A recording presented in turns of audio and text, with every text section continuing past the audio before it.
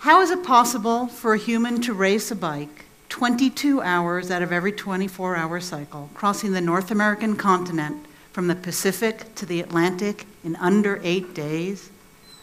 Or for a person to run through the soul-melting summer's heat of Death Valley, covering 135 miles in under 2? Or for a woman in her 60s to swim from Cuba to Florida, immersed in icy ocean waters for 53 hours straight? It's hard to fathom how people can undertake these astonishing feats of human endurance, but the deeper question is, why would one even be compelled to try it? Despite growing up nerdy and unathletic in New York City, I recently became involved in ultra-distance racing, first as a journalist, an author, and eventually as a minor participant. The journalistic part started about 5 years ago when I had the opportunity to chronicle a race that Outside Magazine describes as the toughest test of endurance on the planet, the Race Across America, or RAM, a 3,000-mile-long, nonstop bicycle race. It was an amazing experience. And I climbed into a minivan that year and followed this race for 2 weeks straight. I didn't know it was journalistically impossible. Luckily, I discovered that after I climbed into the minivan. In any case, before the race, I traveled the world, getting to know a handful of the solo racers to find out what made them tick and meet their families and so on. Then I followed the race, and after the race, I met again with these same racers to understand their experience and the lessons they learned. It was a truly amazing experience. You know, it was a 2-week, unbelievable experience following this race. And I couldn't believe what these racers put themselves through. This race affected me deeply. After the race, I decided to write a book about it. I learned that the human spirit is very, very strong, and I wanted to write a book that told the story of these racers' experience. After I wrote the book, I had the opportunity to travel nationwide, sharing with audiences the story of this race. And my book talks were attended by a wide range of people, everyone from couch potatoes to hardcore roadies. And regardless of their experience and their background, the two most common questions I heard were, why do people willingly take on such brutalizing and punishing races? And of course, how can they endure the agony of ultra-distance racing? And I'm going to tackle both of these questions today in the context of the Race Across America cycling event. But first, a little bit about the race. This race starts on the Pacific coast, and it's been held every year since 1982. And once the gun goes off, the first person to race a prescribed 3,000-mile-long route, starting on the East Coast and starting on the West Coast and ending on the East Coast, is the victor. That's through the Sonoran Desert Death Zone, up and over the Rockies, down into the windswept plains of Kansas, through Missouri and the Ozarks, into the Midwest, up and over the Appalachians, and ending in Annapolis. Believe it or not, the winners will cover almost 400 miles a day, and they'll get by in about 2 hours of sleep out of every 24-hour cycle because the clock doesn't stop. So if you sleep, you lose. Amazing, huh? So after I followed this race, I went around the country talking about it, and the how and the why were always what people asked. So here goes some of the hows. You know, when I first started this project, I got to know a lot of ultra-distance racers, and I expected that they would all fit into a common stereotype, that they would all be kooky, outcasts, masochistic, loners, and for sure some are, but most aren't, okay? Most aren't. And yet they do share some characteristics in common, the most obvious of which is a fanatical desire to race their bikes over vast distances and an incredible joy that they experience in doing this. But many of us have that same desire to ride our bikes over long distances, and we don't all become solo ram racers. So what truly sets them apart? And here we come to the question of how. Racers go through an amazing experience during this race, okay? They confront all sorts of physical challenges, as you can imagine. So the question of how is a very important one. It turns out there are a number of things that they do have in common. I have to go a little bit into what happens during this race for you to kind of understand why these athletes are so special. Okay? The racers confront an amazing witch's brew of physical maladies during this race. Their joints self-destruct. They lose the use of their hands during this race because of nerve compression in their wrists. They get ghastly saddle sores that persist for days. They can go temporarily blind due to sun exposure. They come down with pneumonia and pulmonary embolisms and more. And by far the most horrifying physical condition that they experience during this race is the sudden loss of strength in the muscles that hold up their heads. And if this happens to an unlucky racer, his head will flop down, his chin will be pinned to his chest, and like a newborn baby, he will be unable to lift his head back up. Okay? You know, only a couple of hundred people have ever finished this race compared to a couple of thousand who have summited Mount Everest, and nobody finishes this race unscathed. Compared to the compelling visuals of the Tour de France, this race is crazier, it's more gothic, and it's even savage. But you know, there's an adage in endurance racing that says the longer the race, the more it's a mental challenge.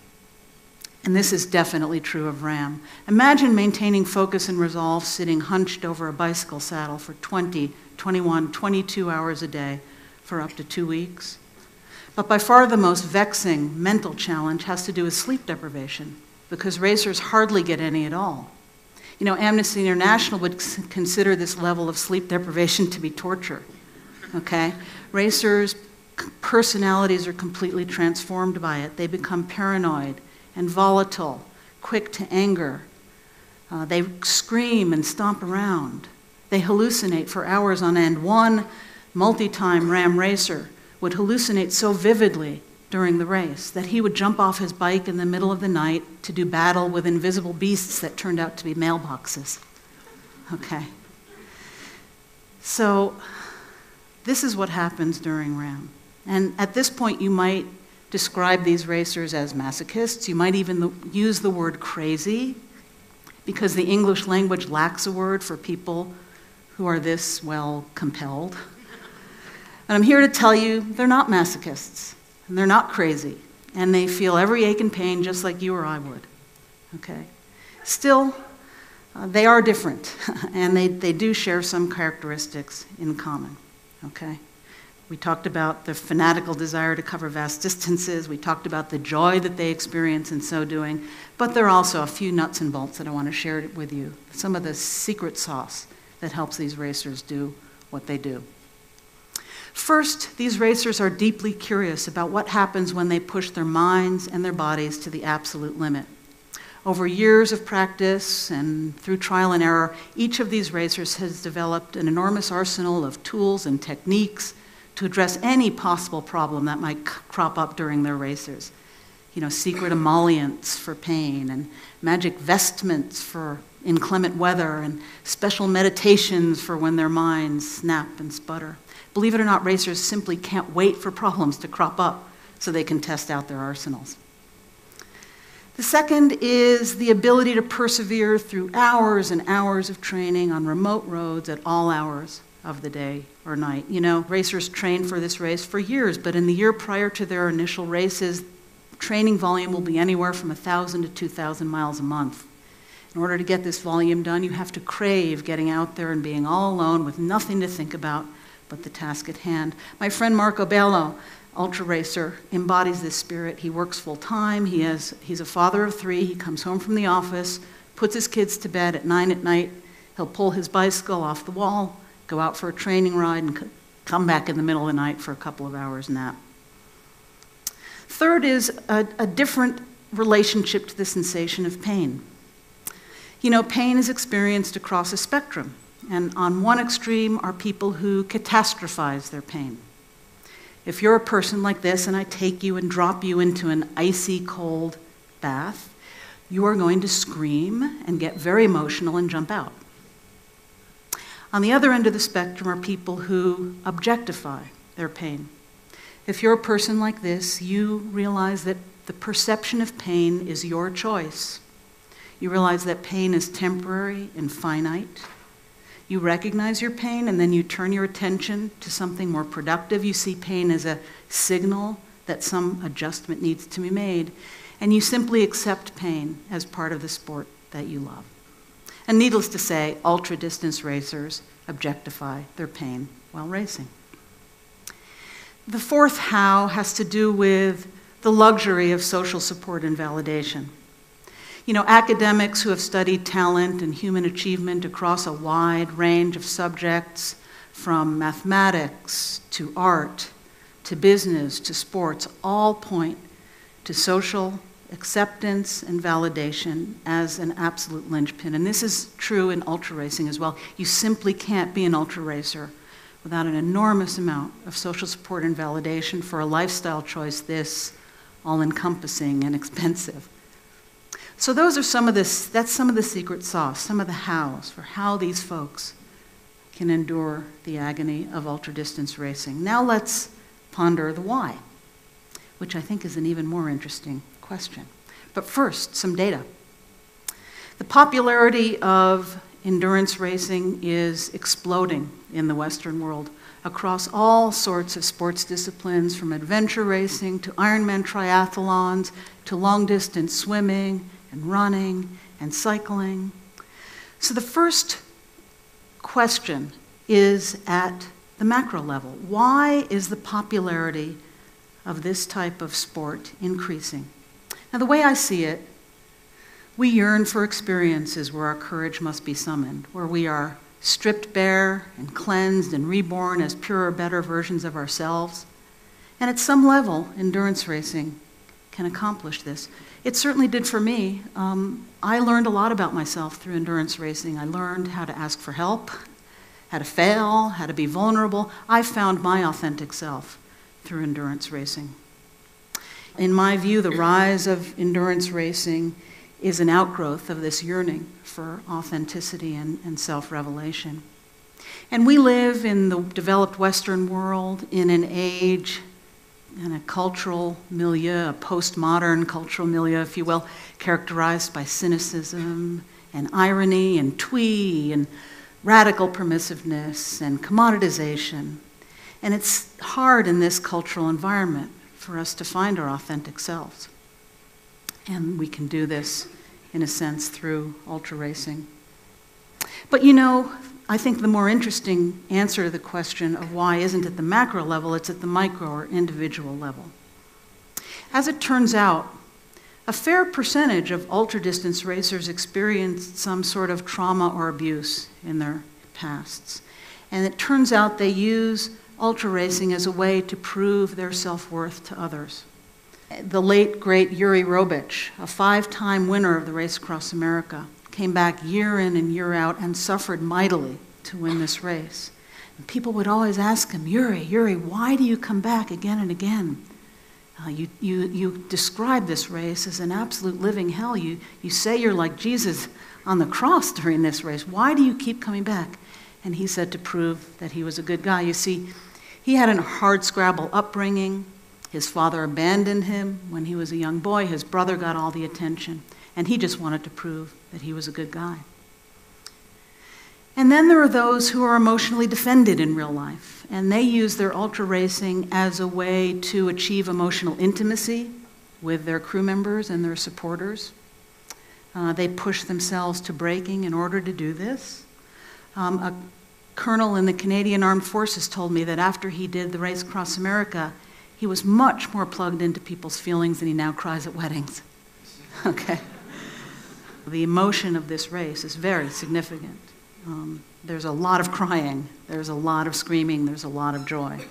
So it is a very emotional experience. And then there are those who use their ultra racing to quiet their personal demons. A friend who's a widely accomplished ultra racer and adventure racer told me that she grew up very, very shy with ADD and some depression, and that her ultra racing completely resets her brain chemistry. She would be a completely different person without it. And then there are the seekers. You know, Kirk Johnson, he ran the Badwater Ultramarathon, and he thought there might be a way running through the post-apocalyptic wilderness of Death Valley to reach the veil and to touch something beyond, a place where misery and transcendence were so deeply intertwined that it couldn't be without meaning. So those are some of the whys, but you know there's an even more important question. It's not how or why, it's do you see yourself in any of this? What are you trying to prove? What are you trying to learn about yourself? Do you know where your limits lie? That's the deeper question. My friend Adam Bickett said that through ultracycling, I realize I love the journey. It's pursuing that goal, finding that little bit extra in myself that I had to prove was there. There's meaning there for how you live your life. And for Adam, the journey was where he found happiness. So if you see yourself in any of this, then commit. Commit to going long in whatever context that means for you. That's what I did. In my 50s, I recognized myself in some of these hows and whys, and in my 50s, I pushed myself to do 300, 400, 500-mile bike races. And I already explained that it was a very self-revelatory experience. So commit to your journey, to setting limits beyond your imagination. And if you do, I promise you will learn something deep and meaningful about yourselves. Thank you very much for listening, and I'll see you out there.